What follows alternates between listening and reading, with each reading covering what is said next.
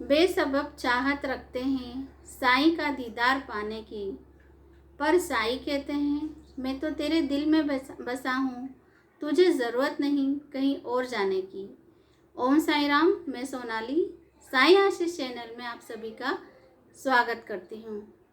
आज हम बात करेंगे साईं सच्चरित्र के अध्याय 24 के एक घटना की। इस अध्याय में एक भक्त का अनुभव या एक भक्त की घटना कहिए मैं आपको बताना चाहती हूँ, और बाबा इस घटना से हमें क्या शिक्षा देना चाहते हैं यह भी मैं आपको बताना चाहती हूँ। अगर आपने अध्याय 24 पढ़ा है तो आप लोगों को पता ही होगा, और अगर नहीं पढ़ा है तो मैं आपको अध्याय 24 की एक घटना बताती हूँ। बाबा की एक भक्त थी वेणुबाई कोजलगी, जिसे बाबा माँ कह के बुलाते थे, और बाकी जो दूसरे लोग थे वो सब उन्हें मौसीबाई कहते थे। तो एक बार की बात है, मौसीबाई बाबा की सेवा कर रही थी। बाबा की सेवा सभी भक्त अपने अपने हिसाब से करते थे। कोई बाबा के चरण दबाता था, कोई बाबा की कमर भी दबाता था, कोई हाथ दबाता था, और बाबा सभी भक्तों को अपने अपने हिसाब से सेवा करने देते थे। तो एक बार की बात है, जो मौसीबाई है वो अपने हाथों की दोनों उंगलियों को मिला के और बाबा का पेट मसल रही थी, और वो इतनी तेज़ मसल रही थी कि उसके कारण जो दबाव उत्पन्न हो रहा था उससे बाबा भी थोड़ा सा इधर उधर सरक रहे थे। वो काफ़ी तेज़ मसल रही थी, और जो नीचे जो भक्त खड़े थे उन्हें ऐसा लग रहा था कि ऐसा ना हो कि मतलब बाबा का पेट बहुत ज़ोर से दब रहा है, तो पेट और कमर एक ही हो रहा है। तो उन्हें भी थोड़ी चिंता होने लगी कि बाबा को भी बहुत दबाव महसूस हो रहा है, बाबा की चिंता होने लगी उन्हें। तो उन्होंने सिर्फ मौसीबाई से इतना ही कहा कि मौसीबाई कृपया करके आप थोड़ा धीरे धीरे मसलो।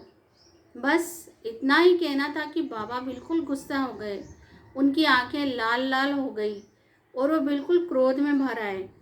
बाबा खड़े हो गए और उन्होंने एक सटका लिया, और उस सटके का एक सिरा जो था उन्होंने अपने पेट पे लगाया, और दूसरा जो था ज़मीन पे रख दिया, और अपने पेट से उस सटके को ज़ोर ज़ोर से दबाने लग गए। जितने भी सब भक्त खड़े थे वो सब बहुत टेंशन में आ गए कि अरे बाबा का पेट कहीं फट ना जाए, क्योंकि वो बहुत ज़ोर से उसको दबा रहे थे। तो अब किसी का साहस तो था नहीं कि वो बाबा को मना कर सके, कोई इतनी हिम्मत नहीं जुटा पाया। और बाबा बिल्कुल क्रोध में और गुस्से से अपना वो जो पेट है वो उसको दबा रहे थे, और ऐसा लग रहा था कि बस अब पेट फट जाएगा। लेकिन फिर थोड़ी देर में बाबा का क्रोध शांत हो गया, और बाबा अपनी सामान्य स्थिति में आ गए। लेकिन इससे एक बहुत बड़ी सीख सारे भक्तों ने ली कि अब किसी भी भक्त का जो सेवा भाव है उसमें वो हस्तक्षेप नहीं करेंगे। और बाबा को भी ये बिल्कुल पसंद नहीं था कि कोई किसी की सेवा में हस्तक्षेप करे, किसी की नहीं मतलब बाबा की खुद की सेवा में हस्तक्षेप करें। तो यही सीख हमें अपने जीवन में भी लागू करनी है। क्या होता है कि हमारे फैमिली में बहुत से मेंबर होते हैं और सब अपने अपने हिसाब से बाबा की सेवा करते हैं, पूजा करते हैं। तो हमें किसी की भी सेवा में हस्तक्षेप नहीं करना है। हमें ये नहीं बोलना है कि यार ऐसा मत करो आप, या आप ऐसा करो, नहीं। जिसने जिस भाव से जैसी भक्ति की है बाबा की, वही आपको रहने देनी है। मैं एक अपनी घटना, एक अपना अनुभव आपके साथ शेयर करना चाहती हूँ कि मेरी मदर इन लॉ है, वो कभी वो बाबा के आगे जोत लगा देती है, कभी मैं लगा देती हूँ, ऐसा कुछ नहीं है। तो जैसे मैंने आपको बताया था, मेरे यहाँ भी बाबा का 2 फोटो हैं अच्छे बड़े वाले, तो हम बाबा के आगे जोत जलाते हैं, सुबह शाम दोनों टाइम जोत जलती है। तो एक बार की बात है कि मेरी मदर इन लॉ ने जोत जलाई, पर वो थोड़ी ही देर में ठंडी हो गई। तो जैसे ही मुझे पता चला, मैंने सोचा कि अरे आज तो बाबा को दिया लगाया, लेकिन बहुत जल्दी ठंडा हो गया, ऐसा लगा ही नहीं कि बाबा के सामने जोत जली है। तो ऐसा करती हूँ मैं कि एक बार मैं खुद अपने हाथ से एक बार और जला देती हूँ। आप यकीन नहीं मानोगे, मैंने जोत जलाई और जोत को जैसे ही ऊपर उठाने लगी, मेरा हाथ इतना कड़क हो गया, इतना कठोर हो गया, जैसे किसी ने उस पर प्रेशर डाला हो कि नहीं, हाथ ऊपर जाएगा ही नहीं। मैं उस दिए को लेके बाबा तक ऊपर हाथ कर ही नहीं पाई। सच बता रही हूँ, ये मेरा खुद का अनुभव है, मेरे ऊपर स्वयं बीती हुई बात मैं आपको बता रही हूँ कि वो जो दिया वाला, जो मैंने दिया पकड़ा था, वो हाथ में बाबा के ऊपर तक भी नहीं लेके जा पाई। इतना कड़क और इतना कठोर ऐसा लग रहा था कि पता नहीं किसी ने मेरा हाथ पकड़ के रखा है। तो मैं समझ गई, मैंने कहा नहीं, बाबा अब इस जोत को स्वीकार नहीं करेंगे, क्योंकि एक जोत लग चुकी है और बाबा उसे स्वीकार कर चुके हैं।